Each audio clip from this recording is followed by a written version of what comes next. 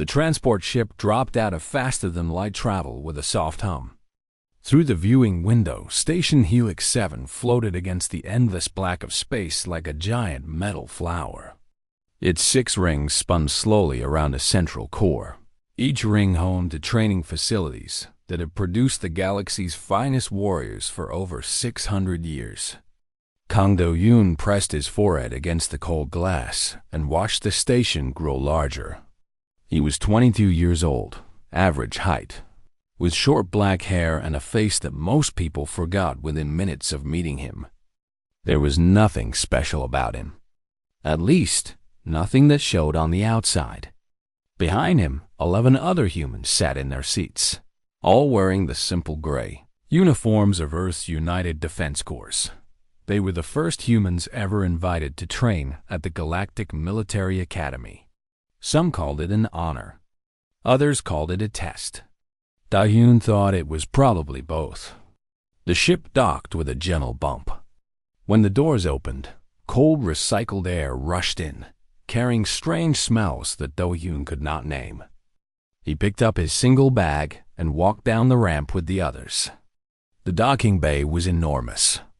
Hundreds of beings from dozens of species moved through it, some walking, some floating, some crawling on walls and ceilings. Do-yoon had studied the files on all 43 species represented at the Academy, but seeing them in person was different. The Velith were the most striking.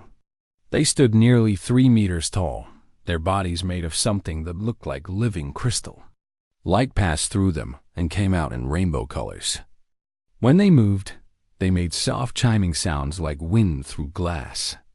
The Morith were harder to look at. They resembled giant insects, with 6 limbs and hard shells covering their bodies. Their faces had no expressions that humans could read, just clusters of eyes and clicking mandibles. Each one carried natural weapons on their bodies, sharp edges and crushing claws built into their very bones. The Alari floated rather than walked. They were small, delicate beings with skin that glowed faintly blue. They had no mouths that Do-yoon could see, yet somehow they communicated. He knew from his studies that they were telepaths, able to read and send thoughts across short distances. A Velith approached the human group. Its crystal body was darker than the others, almost purple, and it wore symbols on its chest that marked it as a senior instructor. "I am Instructor Relvon," it said. The words came not from a mouth, but from vibrations in its crystal structure. "You are the human contingent. Welcome to the Academy."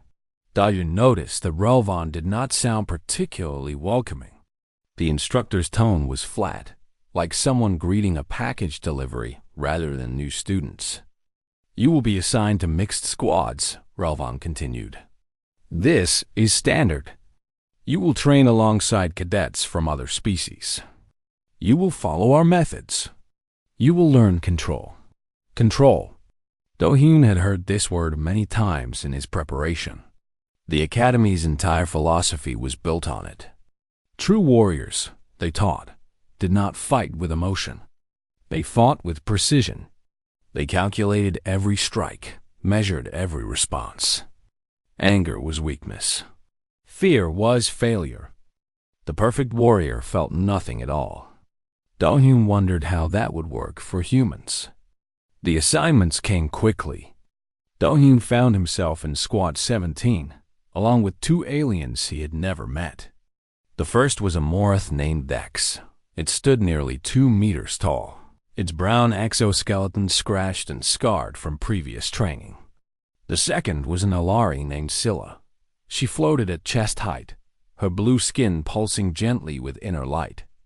Neither of them looked happy to see him. "A human," Dex said. The clicking of its mandibles made the words sound like an insult. "They truly did send us one. I am Kang Do-yoon," he said, bowing slightly in the Korean manner. "I look forward to training with you." Dex made a sound that might have been laughter. "Look forward to it. Human, you are a courtesy admission. The Galactic Council voted to include your species as a gesture of welcome. Nothing more. You are here to be studied, not to become a warrior. Do-hyun felt the words land like small stones against his chest. He kept his face calm. I understand. Do you? Dex stepped closer. This near, Do-hyun could smell something sharp and chemical coming from the Morath's body. Your species is soft. You have no natural weapons. No armor. Your bones break like dry sticks. In real combat, you would last seconds. Perhaps, Do-hyun agreed. Dex seemed confused by this response. In a clearly expected argument, defense, anger. Instead, it got nothing but quiet acceptance. Scylla floated closer. Do-hyun felt something brush against his mind, soft and cold, like fingers made of fog.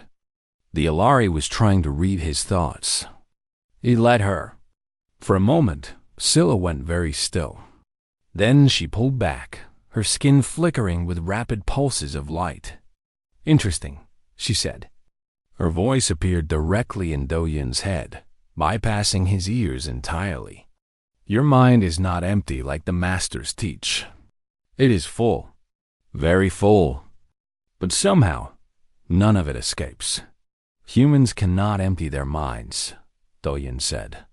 We learn to live with what fills them. That sounds exhausting. It is. Their quarters were small and efficient. 3 sleeping pods, a shared washing area, and a common space barely large enough for all of them to stand in together. Do-hyun took the smallest pod without being asked. He placed his bag inside and began unpacking his few belongings. Dex watched from across the room. You carry almost nothing. Most new cadets bring many items from home. I don't need many items. What did you do before coming here? What is your military record? Do-hyun paused. His service record was deliberately sparse. Earth's military had been careful about what information they shared. I served in the United Defense Corps, ground operations. Nothing special. Nothing special, Dex repeated. A nothing special human sent to the finest military academy in the galaxy. This does not make sense. Many things don't make sense, Do-hyun said. He finished unpacking and turned to face his squad mates. But I am here now. I will do my best to learn and to not slow you down.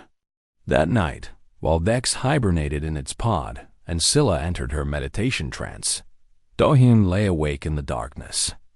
Through the small window, he could see distant stars burning cold and white against the black. He thought about home, about the green mountains of Korea where he had grown up, about his grandmother's small house at the edge of a village so small it didn't appear on most maps, about the things he had done before the military found him and gave him a uniform and a purpose. The academy wanted to teach him control. They wanted him to empty his mind, to become a perfect machine of calculated violence. They did not understand. Humans did not become machines. They became something else entirely, something that had been refined through 10,000 years of war against each other, sharpened by loss, hardened by grief.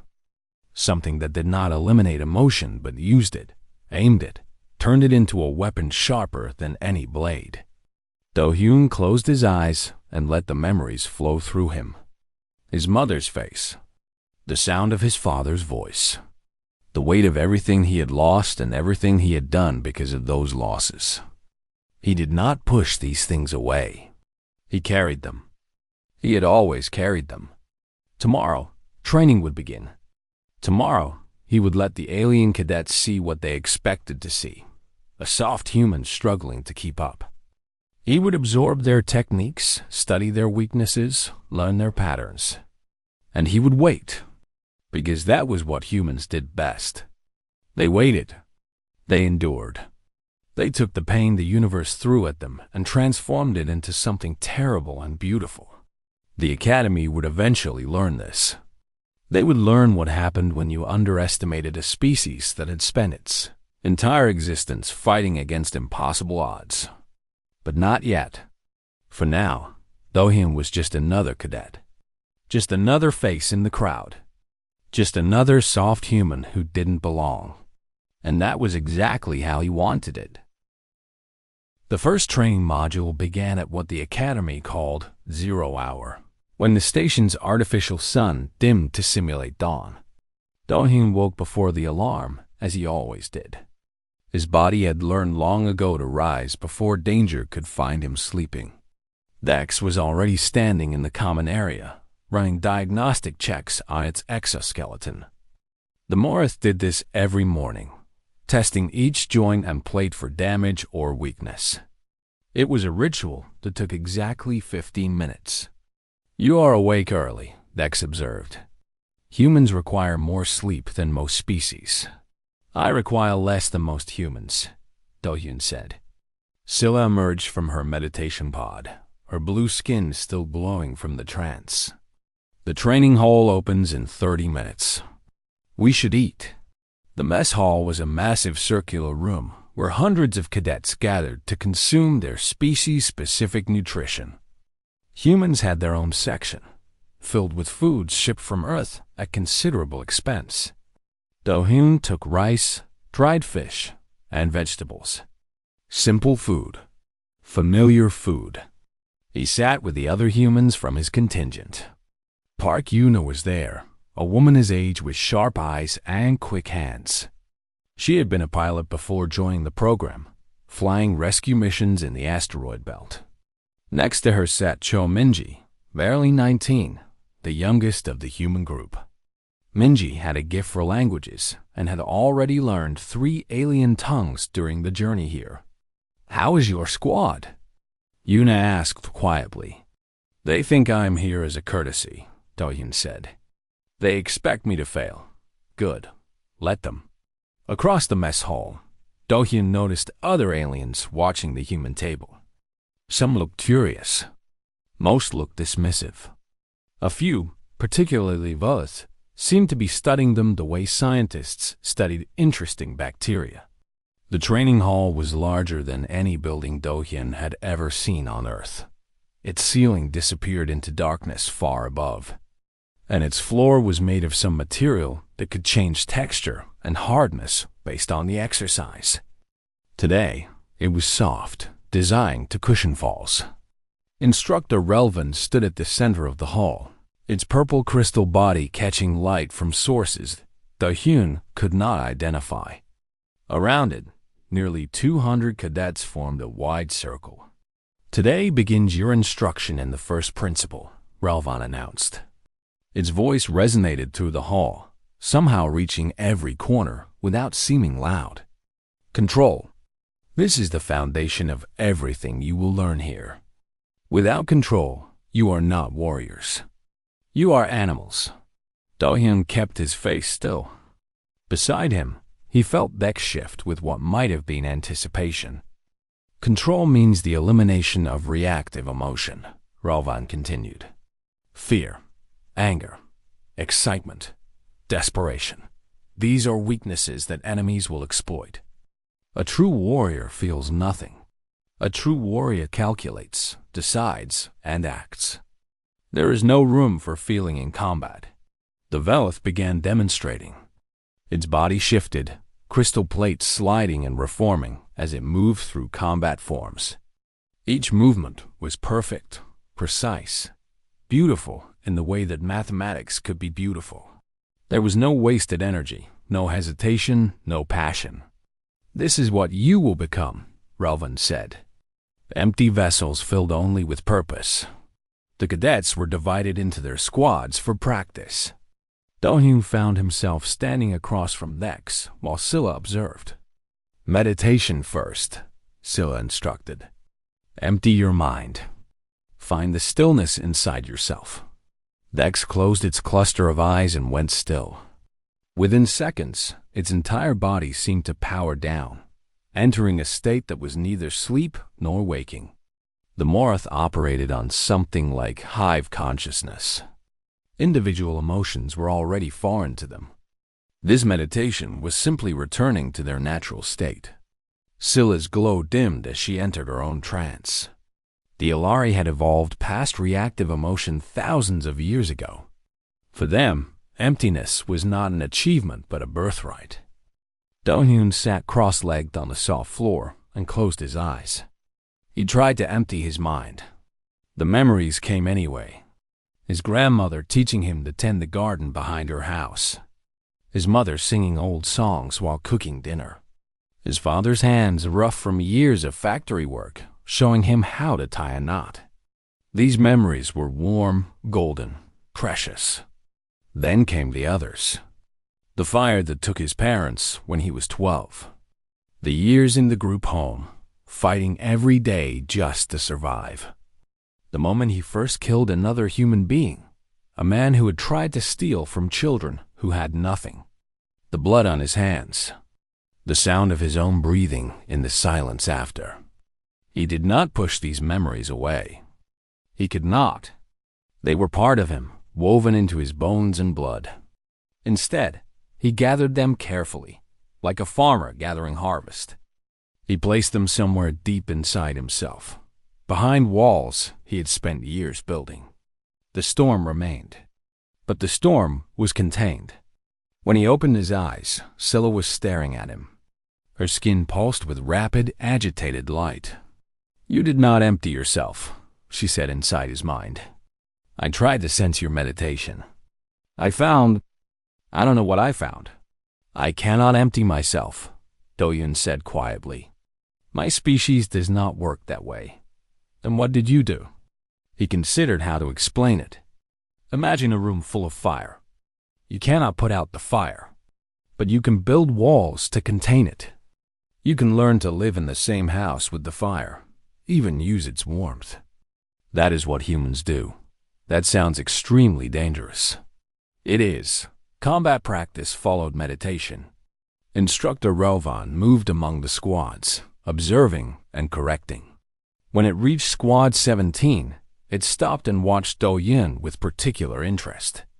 "Human, demonstrate a strike against the training dummy." The dummy was a pillar of the same material as the floor, currently shaped like a generic bipedal opponent. Do-hyun approached it and threw a simple punch, the kind any beginner might throw. "Adequate technique," Relvan said. "No wasted motion. But I sense no emptiness in you. Your mind is loud.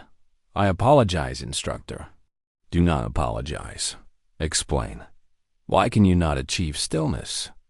Do-hyun looked at the crystal being for a long moment. "Because stillness, for humans, is death. Our ancestors survived by feeling everything. Fear to warn them of danger. Anger to give them strength. Love to bind them together. We cannot simply turn these things off. Then you will never be great warriors. Perhaps not by your standards." Relvan made a sound like grinding glass. "There are no other standards. The doctrine of control has produced the finest warriors in galactic history. Emotion is weakness. This is fact." Do-hyun bowed his head respectfully. "I will do my best to learn, instructor." Over the following weeks, the training intensified. Do-hyun absorbed everything the academy offered. He studied Velith resonance techniques, learning how they used vibrations to amplify the force of their strikes. He analyzed Morith defensive postures, noting how they used their exoskeletons to deflect attacks rather than block them directly. He watched the Ilari practice their mental feints, making opponents see attacks that weren't real. He adapted what he learned. A Velith vibration technique became a way to loosen joints before applying a lock. A Morith stance modified for human anatomy gave him better balance. An Ilari feint pattern translated into body language that could mislead without telepathy. His squad mates began to notice. "You never make the same mistake twice," Scylla observed after a sparring session where Do-hyun had lost badly to a Velith cadet. "Every defeat teaches you something. That is how humans learn," he said, wiping blood from a cut on his forehead. "We break. We heal. We remember. It seems inefficient. It is. But it works." Dex had started treating him differently too. The Morith still considered him inferior, but there was now something like respect in its voice. "You endure pain well for a soft species. In my hive, this would be noted. Thank you." One evening, Yuna found Do-Yoon alone on an observation deck, staring out at the stars. "Relvon evaluated you today," she said. "Called you adequate. Coming from a Velith, that's almost praise. They still don't understand us. No, they think we're trying to be like them and failing." She stood beside him, watching the same stars. "They don't realize we're something completely different." Do-Hyun nodded slowly. "Let them keep thinking that. The longer they underestimate us, the more we learn. And when the time comes to show them what humans really are." He didn't finish the sentence. He didn't need to. Yuna smiled, a thin, sharp smile that didn't reach her eyes. "The Academy has been teaching control for 600 years. They've never met anything like us." "No," Do-Yoon agreed. "They haven't." Outside the observation window, the stars burned on, ancient and indifferent. They had witnessed the rise and fall of 1,000 civilizations. Soon, they would witness something new. They would witness what happened when a species that could not empty itself learned to fill itself with purpose instead. And the galaxy would never be the same. The exercise was supposed to be routine. A navigation drill in the asteroid belt near Station Helix 7, teaching cadets how to move through unstable terrain while maintaining combat readiness. Squads would deploy to small asteroids, complete objectives, and return. Simple, safe. The Academy had run this exercise hundreds of times without serious incident. No one expected the solar flare. Do-Hyun was inside the transport ship when the alarm started screaming. The pilot, a Velith named Kristen, announced that a massive energy burst from the nearby star had disrupted all electronics in the area. Navigation systems were failing. Communication was cut. The simulation shields that protected cadets during training exercises had collapsed. Outside, 3 squads were still on the asteroids. "We have to go back for them," Do-Hyun said. "Negative," Kristen replied, its crystal body flickering with stress. "The radiation levels are too high. The transport shields are already at 60%. If we enter the affected zone, we will not survive. There are cadets out there. Cadets who understood the risks when they enrolled. This is war training. Sometimes soldiers die." Do-Hyun felt something cold settle into his chest. He knew that feeling. He had felt it before, many times. It was the feeling of helplessness, of watching something terrible happen and being unable to stop it. Through the transport's damaged sensors, they could see the 3 asteroids spinning wildly in the electromagnetic storm. On the largest one, Do-Hyun spotted movement. Someone was still alive out there. The rescue ships arrived 2 hours later, when the flare had finally passed. By then, it was too late for some. 3 cadets had died. A Morath crushed when its asteroid shattered. A Velith whose crystal structure had been destabilized by the radiation. And a human. Her name was Lee Bile. She was 18 years old, the youngest member of the human contingent.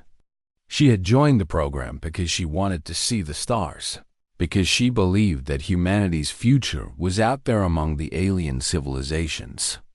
She had been kind and funny and full of hope. The radiation had killed her slowly.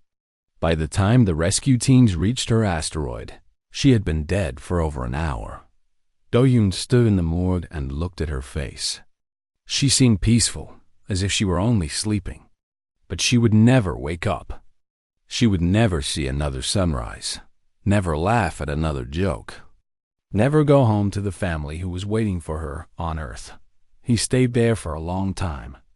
Alone with the dead, the Academy's response was efficient. Reports were filed. Investigations were launched. Safety protocols were reviewed. Within 2 days, training resumed as if nothing had happened. The alien cadets returned to their routines without visible change. The Morath who had lost a squad mate simply noted the death in its records and moved on. The Veleth mourned in their way, which involved a brief moment of resonance and then nothing.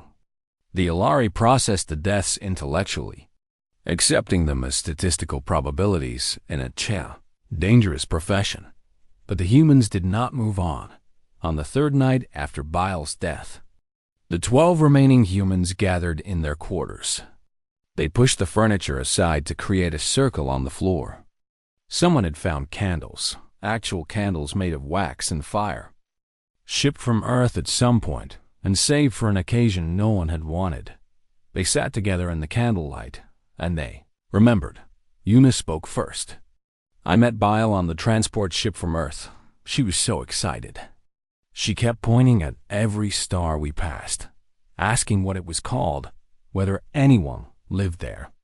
She wanted to know everything. Chominji wiped tears from her face. She helped me study alien languages. She wasn't good at them herself, but she would sit with me for hours, quizzing me, encouraging me. She never got frustrated. One by one, they shared their memories.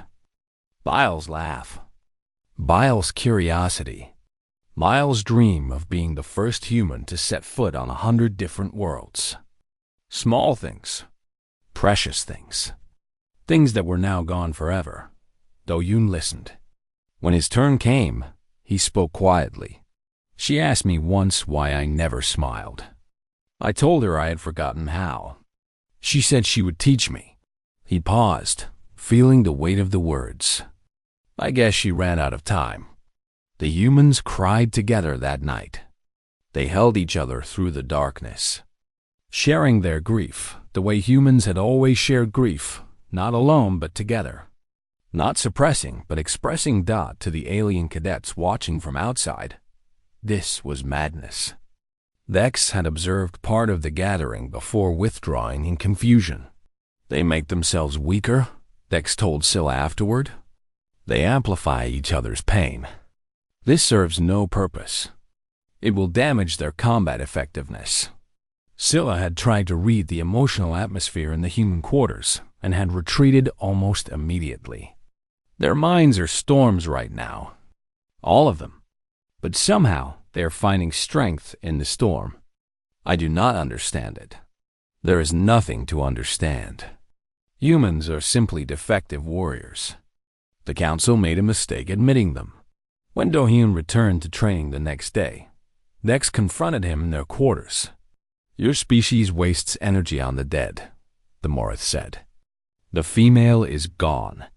Her matter returns to universe. This morning serves no tactical purpose. Do-Hyun looked at Dex for a long moment. Something shifted behind his eyes, something that had been held carefully in check for weeks now. The storm moved closer to the surface. You're right, he said quietly. It serves no tactical purpose. He turned and walked away before Dex could respond. Scylla found him later, in a small meditation room at the edge of the academy. He was sitting perfectly still, but the air around him seemed to vibrate with something she could not name. She tried to read his thoughts and immediately recoiled. What did you see? He asked without opening his eyes. I saw what humans carry, she said, her voice shaking slightly. Every loss, every death. You don't discard it like we do. You keep it. All of it. Yes. Why? It must be agony. Do-Hyun opened his eyes. In that moment, Scylla saw something ancient looking out at her, something that had been forged in fire and blood over thousands of years. Because it makes us who we are, he said. Because our dead deserve to be remembered. Because when we fight for them. We carry them into battle. Their strength becomes our strength. Their sacrifice gives our actions meaning. But the pain is the price. We pay it willingly. Scylla floated backward, her skin pulsing with colors that indicated deep distress. I don't want to be present when all of that emerges. The amount you carry, if it ever came out. It won't, Do-Hyun said. Not unless there's a reason. And if there is a reason, he didn't answer. He didn't need to. That night, Do-Yoon visited Bile's memorial marker in the Academy's Hall of the Fallen. Her name had been added to a wall that contained thousands of others. A small light among countless lights, representing cadets who had died during training. He stood there until the artificial dawn began. "I won't forget you," he said to the light. "None of us will. And when the time comes, when I need to remember why humans fight, you'll be there. All of you will be there." He placed his hand against the cold wall, feeling the names of the dead beneath his palm. "We're not like them," he whispered. "We don't empty ourselves. We fill ourselves with everyone we've ever lost. And then we use it. We use all of it." Behind him, unseen, Yuna had followed him to the memorial. She heard his words and felt the truth in them resonate in her own chest, where she carried her own losses. Her own dead. The Academy thought they were teaching humans to become warriors. They didn't understand. Humans have been warriors for 10,000 years. They had learned to fight in ways that no alien species could imagine, fueled by love and grief and rage and hope, all twisted together into something unstoppable. The Academy had simply given them new techniques to add to the fire, and the fire was growing. Soon, very soon, someone would give Do-Hyun a reason to stop containing it. And when that happened, the galaxy would learn what it truly meant to face a human in combat. Not a human who had emptied themselves, a human who was full. The annual combat trials were the Academy's greatest tradition. For 600 years, cadets had tested themselves against each other in formal combat, demonstrating their mastery of the doctrine of control. Victory was achieved through technical excellence, measured responses, and demonstrated superiority. Unnecessary violence was discouraged. The perfect victory was one where the opponent yielded without serious injury. Do-Hyun had qualified for the trials through consistent performance. Not exceptional, not remarkable, simply adequate. He had won his preliminary matches on points, never by dominance, always by small margins that suggested he was barely keeping up with superior opponents. His squad mates had mixed feelings about his participation. "You should withdraw," Dex advised. "The elimination rounds will be brutal. You are adequate for training. You are not adequate for the trials. I appreciate your concern." "It is not concern. It is practical assessment. If you are injured badly, our squad loses a member during the final training module. This inconveniences me." Scylla was more thoughtful. "Something is wrong," she told Dex privately. "When I observe him in combat, I sense calculation. Every time he loses, he's learning something specific. Every time he wins, he seems to be hiding something. You think the human is deceiving us? I think we have never seen him actually try." The first round of the trials matched Do-Hyun against a young Velith named Kristen. The crystalline being was fast, powerful, and confident. It had watched Do-Hyun's previous matches and expected an easy victory. The match lasted 6 minutes. Do-Hyun absorbed strikes that would have crippled most humans, bent around attacks that should have shattered bones, and scored just enough points to win by the smallest possible margin. Kristen was furious. "You fought like prey. You did not engage honorably." Do-Hyun bowed respectfully. "I apologize if my style was disappointing. I am still learning." In the crowd, Yuna watched with knowing eyes. She had seen Do-Hyun fight before. Back on Earth, in situations that had nothing to do with points or honor. She knew what he was doing. The second round was harder. His opponent was a Morith veteran named Klitsch, who had been training at the Academy for 5 years. Klitsch did not underestimate soft species. It approached the match with deadly seriousness, treating Do-Hyun as a real threat. This made it easier, in a way. When Klitsch attacked with full force, Do-Hyun had an excuse to respond in kind. He still won by only a small margin, but observers noted that his technique seemed sharper now, more refined. He was adapting to the Morth fighting style even as the match progressed. The human learns too quickly, Instructor Relvon observed from the viewing platform. He absorbs techniques he has never been taught. Perhaps he was already taught them on Earth, suggested another instructor. No, I have reviewed their training programs. Humans do not know these methods. He's inventing them in real time. The semifinals arrived. Do-hyun's opponent would be champion Keth. Keth was a legend at the academy. The Morth warrior had served 17 actual combat deployments before returning to train the next generation. It had killed enemies from a dozen species. Its exoskeleton bore scars like medals, each one representing a battle survived. In 5 years at the academy, Keth had never lost a match. The arena was packed for this fight. Word had spread that the human cadet would face the champion. Most expected a quick defeat. Some expected an interesting study in how long prey could survive against a true predator. Keth entered the arena first, its massive form casting a shadow across the fighting floor. It raised its clawed arms, acknowledging. The crowd's resonance calls and clicking mandibles. Do-hyun entered quietly, his gray training uniform simple and unadorned. He looked small against the backdrop of alien warriors. He looked exactly like what they expected him to be, a courtesy admission who had gotten lucky. "Human," Keth said, its voice carrying across the arena. "You have fought well for your species. But this is where your journey ends. You fight like prey. You survive. You do not conquer." Do-hyun said nothing. He simply bowed and assumed his stance. The match began. For the first 3 minutes, Keth dominated. The Morth's armored fists slammed into Do-hyun's body again and again, driving him across the arena, drawing blood, cracking ribs. Any human should have fallen. Any human should have yielded. Do-hyun kept standing. He absorbed punishment that would have disabled most species. When strikes drove him down, he rose again. When claws opened wounds in his flesh, he ignored the bleeding. His face remained calm, almost peaceful, even as his body was being destroyed. The crowd grew quiet. Something was wrong. This was not survival. This was not desperation. This was something else entirely. Lex, watching from the squad section, felt an unfamiliar sensation.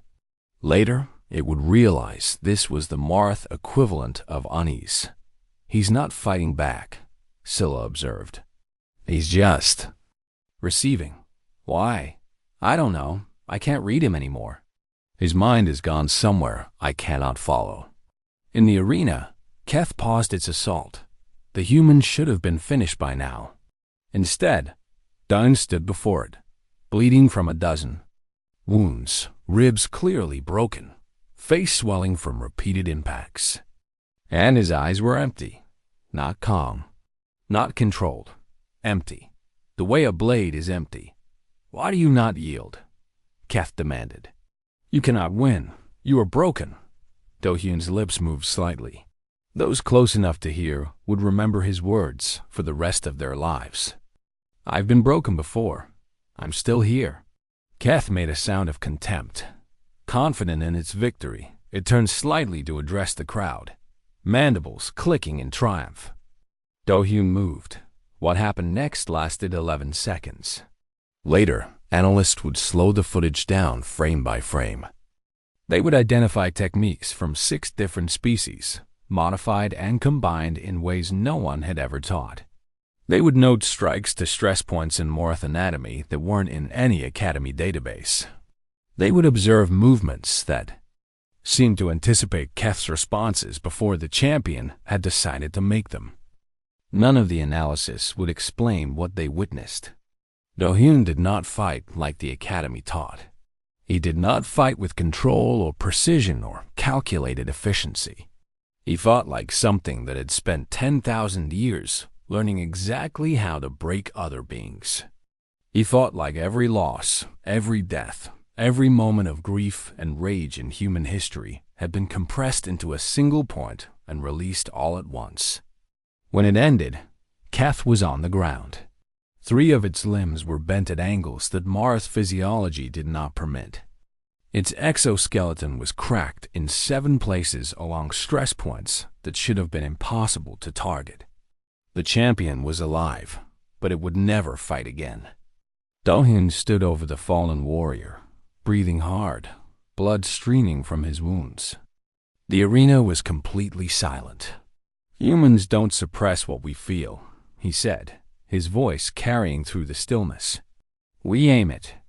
Instructor Relvan descended from the viewing platform, its crystal body humming with alarm. Other instructors followed, forming a cautious circle around the human. "Cadet, explain your technique." Do-hyun looked at his hands as if seeing them for the first time. When he spoke, his voice was distant, like someone returning from a very far place. "For 10,000 years, we killed each other. We got very good at it. Then we looked up at the stars and decided to try something else." He met Relvan's gaze. "But we didn't forget. We can't forget. We just choose not to use it. Until now? Until someone gives us a reason." Relvan's crystal structure flickered with colors that indicated deep uncertainty. What reason was given today? Do-hyun looked across the arena to where the human contingent sat together. 11 faces looked back at him. 11 survivors carrying their own burdens, their own losses, their own fires. "You taught us that our way was wrong," he said. "You taught us that feeling was weakness. You called our mourning a waste of energy." He turned back to Relvan. "But you were wrong. Our grief is not weakness. It is fuel. Every person we've ever lost, every death we've witnessed, every moment of pain we've endured.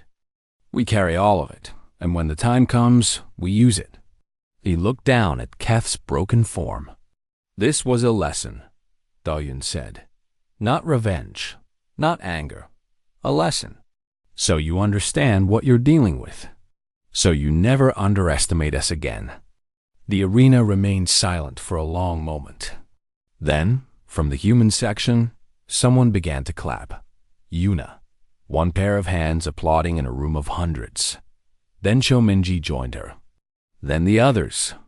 11 humans applauding their champion. And in that sound, the alien observers heard something they had never heard before. They heard what 10,000 years of human history sounded like when it was condensed into a moment. It sounded like thunder. It sounded like fire. It sounded like the beginning of something new. This had never happened in the 600-year history of the Academy's combat trials. Champions were crowned. Defeats were accepted. The tradition was sacred. But when word spread about what the human had done to Keth, something unprecedented occurred. His remaining opponent withdrew. Veth was a Velith prodigy, one of the finest crystal warriors of its generation. It had watched the semifinal 17 times before making its decision. When asked to explain, it appeared before the Academy Council with unusual humility. "I do not understand what I would be fighting," Veth admitted. "That was not control. That was not any doctrine we teach. That was something wearing the shape of control while being its opposite." The Velith's crystalline body dimmed with something like fear. "I have trained my entire life to empty myself." The human was full, and what filled him was terrifying. The council convened an emergency session. Representatives from all 43 member species demanded answers. They demanded explanations. They demanded to know how a human, a member of a species, admitted as a courtesy, had dismantled their finest warrior using techniques no one had taught him. Do-hyun stood before them in a simple white medical gown. His injuries had been treated, but not fully healed. He had refused regenerative therapy for the scars. When the council asked why, he said simply, "I earned them." Yuna stood beside him, along with the 10 other surviving humans. They had requested permission to attend as a group. The council, uncertain how to refuse, had allowed it. The chamber was massive. a sphere of polished stone with seats rising in tiers all around.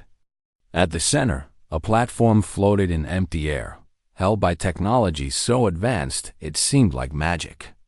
Do-hyun stood on this platform, surrounded by the judgment of 43 civilizations. Senior Instructor Relvan spoke first. Cadet Kang Do-hyun, you are called before this council to explain your actions in the combat trials. Your techniques violated every principle we teach. Your methods were undocumented, unexplained, and unprecedented. We require understanding. Don nodded. I will explain as best I can. Proceed. He was silent for a moment, gathering his thoughts. When he spoke, his voice was calm and clear. You teach control here.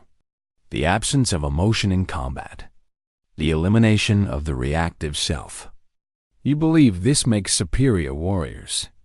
Every species represented in this room has achieved great things through this philosophy. Your warriors are disciplined, efficient, and deadly. This is known, Relvan said. This is fact. No. Do-hyun shook his head slowly. This is assumption. You have never tested your philosophy against ours because you have never met a species like us. Until now. The council shifted uneasily. Do-hyun continued. Humans cannot empty ourselves. We have tried. Our ancestors tried for thousands of years through meditation, through discipline, through every method your species have mastered. It doesn't work for us. Our brains are wired differently. We feel everything, all the time. Fear, anger, love, grief, joy, desperation. It never stops. Then you are handicapped, someone called from the upper tiers. Emotionally compromised. We thought so too once. We tried to cure ourselves. We tried to become like you, empty and efficient. But we failed. Do-hyun's voice hardened slightly. And then we discovered something. We discovered that our handicap could be turned into something else entirely. He stepped forward on the floating platform, his scarred hands visible to the entire assembly. We don't suppress what we feel. We channel it. We take every loss, every death, every moment of suffering we have ever experienced, and we forge it into purpose. When I fight with the memory of everyone I have ever lost. My parents, my friends, Lee Bile, who died in your training exercise 3 weeks ago. They are all with me. Their strength is my strength. Their sacrifice gives meaning to my actions. The chamber was utterly silent. You trained for 600 years to become perfect machines, Do-hyun said. We trained for 10,000 years to become something else. Not machines. Not animals. Something in between. Something that can think like a machine when necessary and fight like an animal when required. Something that carries the weight of its entire history into every battle. He looked around the chamber, meeting the eyes of dozens of species. You wanted to study us, to understand how a species so physically fragile survived long enough to reach the stars. This is your answer. We are not fragile. We are not fragile. We are contained. There is a difference. And when you stop containing? Relvan asked. Then we become what you saw in the arena. 10,000 years of war compressed into a single moment. Every lesson we learned fighting each other applied to a new enemy. Every technique we developed to kill beings just as determined to kill us. Do-hyun's voice dropped. You have never faced anything like that. No species in this room has. The council deliberated for 3 days. During that time, Do-hyun and the human contingent were confined to their quarters. Not as punishment, the Academy assured them, but for their own safety. Emotions among the alien cadets were running high. Some wanted the humans expelled. Others wanted them studied more closely. A few quietly wanted to learn from them. On the 4th day, the council announced its decision. Human combat doctrine would be added to the Academy curriculum. not as a primary teaching, but as an elective for advanced students who wish to understand what they might one day face. The techniques Do-hyun had displayed would be documented, analyzed, and taught to those who needed to know. More importantly, a formal invitation was extended to Earth. Send more cadets. As many as you wish. We have much to learn from each other. Ambassador Kwon Ji-ae arrived at the station a week later. She was a small woman in her 60s, with gray hair and a face that had seen much. She had negotiated humanity's entry into the Galactic Council 20 years ago. Now she came to negotiate something new. She met with the Academy Council in the same chamber where Do-hyun had stood trial. Her presence was calm, dignified, and completely unimpressive to alien eyes. Just another fragile human in a galaxy of superior beings. "We accept your invitation," she said. "We will send teachers as well as students. Our methods are not easily explained. They must be demonstrated." "We welcome this," Relvin replied. "But we must ask." "Your cadet showed us considerable restraint." He stopped himself from killing. "Champion Keth, can all humans show such restraint?" Ambassador Kwon was quiet for a moment. Then she smiled, and the smile did not reach her eyes. "Most humans can stop themselves," she said. "We learn control in our own way. We learn to contain our fire, to choose when and how to release it. Cadet Kang showed you what controlled release looks like. And uncontrolled release? Some of us carry so much that stopping isn't an option. The fire consumes everything, including us. These individuals are rare, but they exist." She paused. "You will want to learn how to recognize them before they recognize you." The implications hung in the air like smoke. Do-hyun returned to Earth 3 months later. His official record listed him as satisfactory, a designation. That made Relvin's crystalline structure vibrate with something like dark humor every time it was mentioned. He took a position, teaching hand-to-hand combat at a military academy in Seoul. It was quiet work, far from the stars, far from the aliens who had tried to teach him to be empty. His students were young, eager, full of the same fire that burned in every human heart. He taught them the alien techniques he had learned. Velith resonance strikes, Morith defensive forms, Ilari feint patterns. He taught them how to adapt these techniques for human bodies and human minds. And he taught them the older lessons too. The ones that couldn't be found in any alien database. The ones that had been written in blood across 10,000 years of human history. His students sometimes asked about his time at the academy. "I learned a lot," he would say, turning soil in the small garden behind his quarters. He had planted Korean vegetables there, the same ones his grandmother had grown. "Mostly, I learned that other species have forgotten something important." "What's that, sir?" He would look up from his work, and for just a moment, they would see something ancient and terrible moving behind his gentle eyes.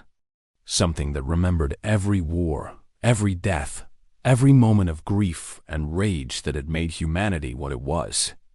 "That peace is not the absence of violence," he said. "Peace is the choice not to use it." Then he would smile, soft and warm, and return to his gardening. And his students would wonder if they had imagined that glimpse of something deeper. They hadn't. Far away, in the great halls of the Galactic Military Academy, a new course had been added to the curriculum. It was called Human Doctrine, a study in contained violence. Enrollment was limited, and the entrance requirements were strict.